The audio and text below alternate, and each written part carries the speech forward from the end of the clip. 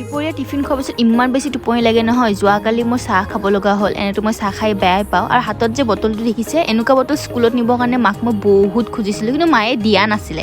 এতিয়া আকৌ ডাঙৰ হৈছোঁ যে এটা বটল খোজোতে একে দুটা আনি দিছে। দেখিছেনে, সৰু ল'ৰা ছোৱালীয়ে ব্যৱহাৰ কৰাৰ নিচিনা।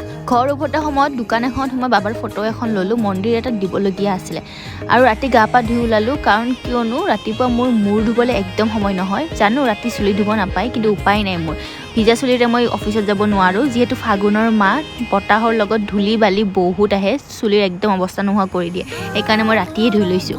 আৰু মই আজি বনাবলৈ ওলাইছোঁ ঘুগুনি আৰু মটৰ আৰু আলুৰ তৰকাৰী এখন বনাইছোঁ। মটৰবোৰ যোৱা দেওবাৰৰে হয়, থাকি বহুত বেয়া হৈ গৈছে। ভালবোৰ বাচি পেলাই মই তৰকাৰী এখন বনাই দিছোঁ এনেই যোৱাতকৈ। পৰঠা ৰেচিপি সুধিছিলে মোক কোনোবাই, মই পৰঠাখন নিজে নবনাওঁ। এয়া পেকেট কিনিবলৈ পাই 40 টকালৈ ভিতৰত 5খন থাকে।